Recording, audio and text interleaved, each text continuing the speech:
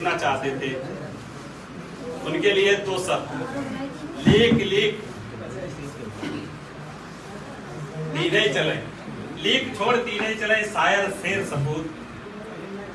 तो ऐसे हैं शेखर दीक्षित जी, शायद अगर ये कुछ चाहते तो ये भी विधायक बन सकते थे, सांसद बन सकते थे, आईएएस बन सकते थे, पीसीएस बन सकते थे, बैठ करके एसी में घूमते। हम किसानों के बीच में इनके आने की क्या जरूरत थी? तो इन्होंने उस सब चीजों को छोड़ करके हम लोगों के बीच में आने का अपना बीड़ा उठाया है, जनता को जागरूक करने का बीड़ा उठाया है। खुद भी जेल जाने के लिए तैयार है। अभी चर्चा हो रही थी, कहा था कि दादरी आंदोलन में हम लोग दीवार गिरा दिए थे। आपने तब दीवार गिराई थी, इतना समय बीत गया। अब जो दीवार हमारे और जनता के बीच खड़ी की जा रही है, उसको कब गिराएगी ये जनता, इस पर थोड़ा प्रकाश डाले। हम बहुत बुलंद आवाज में चाहते हैं कि इतनी जोर नारा लगाएं कि आसपास वाले मोहल्ले वाले समझे क्या हो गया। शेखर दीक्षित जय जवान जय किसान, जय जवान जय किसान। आदरणीय शेखर दीक्षित जी। सर्वप्रथम यहाँ पर सम्मानित सभी किसान भाइयों, बुजुर्गों, गुरुजनों, बच्चों, खास तौर से वो लोग जो दूर दराज से आए हैं, सभी को मेरा नमस्कार प्रणाम। संचालन कर रहे हैं वर्मा जी और अध्यक्षता कर रहे गुरु जी। हमारे साथ हमारे प्रदेश इकाई से इस्माइल जी, अरुण बाबा जी, और अक्सर पीछे रह जाते हैं, आपको आगे आना चाहिए। बाबा गया। और सर्वेश पाल जी हमारे साथ उन्नाव से आए हैं, और पवन दुबे इलाहाबाद से आए हैं। और यहाँ पर बैठे हुए सभी लोगों को मैं पुनः प्रणाम करता हूँ, नमस्ते करता हूँ। सवाल निरंतर यही है कि किसानों के हालात सुधरेंगे कब? किसी भी विषय पे कितना भी बात कर लीजिए, अगर उसका कोई निदान नहीं है तो बात करने का कोई मतलब नहीं। मैं सबसे पहले बुजुर्ग बाबा जी के प्रश्न से ही शुरुआत करना चाहता हूं, जो उन्होंने प्रश्न किया कि जब जड़ मजबूत होगी तब कल्ले आएंगे, जड़ मजबूत नहीं होगी तो कल्ले नहीं आएंगे। 70 साल से किसान लगातार कार्यरत है, जड़ें मजबूत क्यों नहीं हुई? ये आपको भी सोचना चाहिए। आप 35 साल से जोड़ रहे हैं लोगों को, जड़ें मजबूत क्यों नहीं हुई? मजबूत होती तो अब आप उसका देखिए, ऐसा है कि जड़ें मजबूत इसलिए नहीं हुई कि हमने कभी अपने हक की लड़ाई नहीं लड़ी, हमने त्वरित समस्याओं की लड़ाई लड़ी। आज हमारे वहां कोई समस्या हो गई है, हमने उसका निदान करा लिया। लोकतंत्र में वोट देना आपका अधिकार है, वही आपकी ताकत है। राजतंत्र ये है नहीं।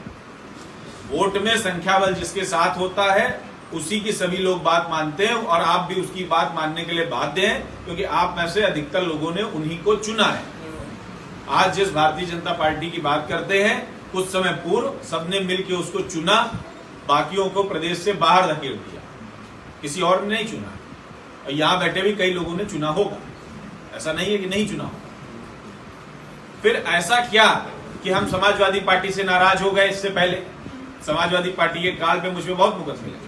आप लोग को याद होगा, ओलावृष्टि और जो है उस समय तूफान आया था, सूखा भी पड़ा था उनके रिजीम में, लेखपाल किसी को मुआवजा नहीं दे रहा था। हम लोगों ने हरदोई में भी काफी किया था, सारे जिलों में किया था, उत्तर प्रदेश के बहुत सारे मुकदमे भी दर्ज हुए थे, बाद में निस्तारण हुआ। उससे पहले आ जाइए बसपा सरकार में, भट्टा परसौल याद होगा, उससे पहले भी चले आइए कांग्रेस सरकार। तो अगर हमारी समस्याओं का निदान नहीं हो रहा है तो कहीं ना कहीं कुछ कमी हम में भी है। वोट हम किसान के नाम पर नहीं देते हैं, वोट हम जाति के नाम पर देते हैं, वोट हम धर्म के नाम पर देते हैं। वोट के समय हम कभी नहीं कहते हैं हमारा गेहूं तुम सस्ता खरीद रहे हो, हमने मेहनत ज्यादा करी। वोट के समय कभी हम एक साथ नहीं बैठते हैं कि हमारे मुद्दों पे बात होनी चाहिए। वोट के समय हम इस बात पे बैठते हैं, जो हमार बिरादर का आदमी है, जो हमार वाला है। जब यो हमार वाला है तो किसान तो गायब हो गया ना, किसान है कहां? टिकैत साहब ने बहुत मजबूत संगठन चलाया, मैं उनका बहुत आदर और सम्मान करता हूं, लेकिन टिकैत साहब ने पश्चिम से आगे संगठन नहीं चलाया। टिकैत साहब कभी हरदोई बहुत ज्यादा काम नहीं किए, टिकैत साहब कभी पूर्वांचल में नहीं काम किए, टिकैत साहब कभी बिहार में काम नहीं किए। ये दुख है। चौधरी चरण सिंह की हम लोग बात करते हैं, हम लगातार उनका सम्मान करते हैं, लेकिन हरित क्रांति पश्चिम उत्तर प्रदेश तक ही छूट के रह गई, इधर नहीं आई। आज यहाँ का किसान इसलिए परेशान है क्योंकि वो गलत चीजों का चुनाव करता है, गलत लोगों के साथ खड़ा होता है, और जब गलत के साथ खड़े होगे तो भले ही तुम कर्ण हो, मारे जाओगे। अधर्म के पाले में जो खड़ा होगा वो मारा जाएगा, चाहे वो जितना शक्तिमान है। तो पहले तो आपको अपना चुनाव सही करना है कि हमको चुनना किसको है और किसके साथ रहना है। गलत चुनाव करेंगे, परिणाम कभी सही नहीं आएगा। आज 8 महीने से किसान बैठा हुआ है दिल्ली के सरहदों पर, सरकार उससे मतलब चूहे बिल्ली का खेल खेल रही है। टीवी पे आके कहती है कि हम इनकी बात सुन रहे हैं, ये लोग आते नहीं है, बुलाती है नहीं किसी को। उसमें भी उन्होंने 4 धड़े करा दिए, अलग अलग बॉर्डरों पे 10-10, 20-20, 50-50 के खेमे में बैठ गए। एक कहता हम ये करेंगे, दूसरा कहता हम नहीं करेंगे, तीसरा कहता है ये मुझे मिलेगा, चौथा कहता है नहीं मिलेगा। अभी भी मैं रकाबगंज गुरुद्वारे मीटिंग अटेंड किया, 10 दिन 15 दिन पहले हुई थी, देश भर के सारे संगठन थे। मैंने सभी संगठनों से एक साथ कहा, आप लोग 16 राज्यों से हो, सब लोग अपनी एक दिन सारी विधानसभा जाम करा दो, देखे कैसे नहीं करेंगे। उस पर कोई तैयार नहीं, उसके लिए कोई खड़ा नहीं। तो हल कैसे निकलेगा? हल जो मुझे देखे, मुझे 20 साल हो गया काम करते हुए, मैं बहुत कम उम्र में आया था, वीपी सिंह साहब के साथ काम किया, अन्ना हजारे के मूवमेंट में भी रहा, उसमें भी पूरा काम किया। और जो अनुभव के आधार पर मैंने समझा, किसानों के पास सिर्फ एक चीज है, वो है जमीन बहुत कीमती। जब वो किसानों के पास रहती है तो 1-2 लाख रुपया बीघा होती है, और जैसे ही उसका ड्यूज चेंज होता है, वो आवासीय होती है या वो जो है कमर्शलाइज होती है, वो आपको 10 करोड़ रुपए बीघे में भी नहीं मिलेगी। सरकार जो जमीन लाख रुपए में ले लेती है, वो आगे 20 करोड़ में बेचती है, क्योंकि सरकार का एक काम नहीं है, सरकार को करना नहीं चाहिए, हर तरीके से हमारा शोषण करती है, जितना कर सकती है उतना करती है। मैं केवल भारतीय जनता पार्टी को दोष नहीं दूंगा, मैं ये केवल नहीं कहूंगा कि भारतीय जनता पार्टी ने ही सब कुछ किया।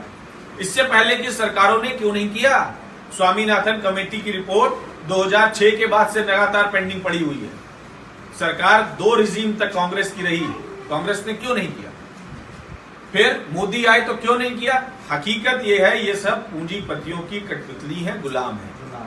इनको वही करना है जो वहां बैठ के पूंजीपति कहते हैं, क्योंकि जो मोटा रुपया है ना, वो पूंजीपति ही देते हैं। उन्होंने दे दिया, उन्होंने कानून बना दिया।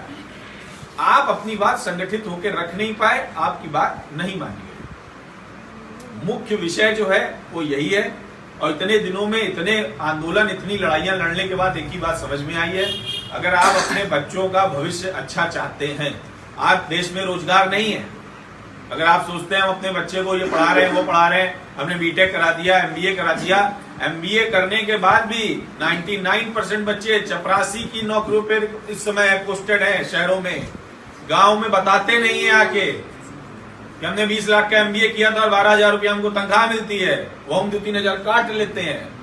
गांव से गल्ला ना जाए तो वो खा ना पाए शहर में। जो भाई साहब कह रहे थे कि शहर में किसी के यहाँ 20 आदमी से ज्यादा खाने की व्यवस्था नहीं होती है, उनके अपने की व्यवस्था हो जाए तो बड़ी बात है, दूसरों को क्या करेंगे? वो तो सिर्फ एक आवरण बना के रहते हैं ना। तो मुख्य बात फिर वही है कि आप लोगों को एकजुट होना चाहिए, आप लोगों को ये प्रण लेना चाहिए कि हमारी जाति भी किसान है, हमारा धर्म भी किसान है। पहले हमारी जाति और हमारे धर्म को किसान के में उसके बाद की बात है बाकी सारे।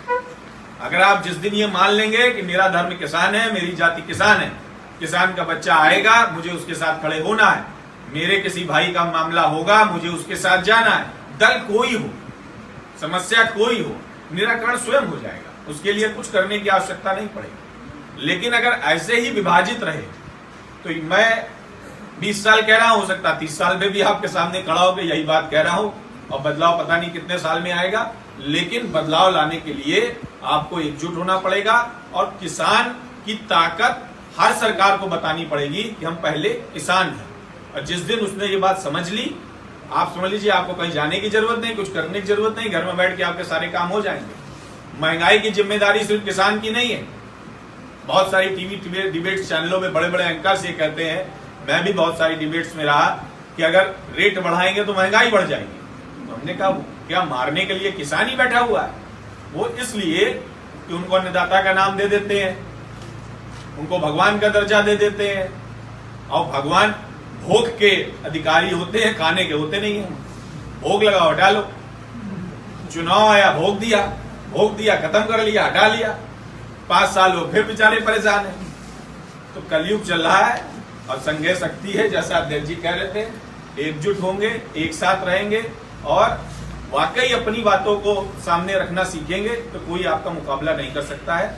और इसी के साथ मैं अपनी वाणी को विराम देता हूं। आज हालांकि यहाँ पर जो है समीक्षा बैठक कार्यकर्ताओं की थी कि हरदोई में संगठन को और कैसे रूपरेखा दी जाएगी और भविष्य में क्या नए कार्यक्रम यहाँ पे करने हैं।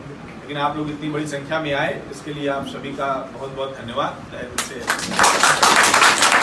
देखा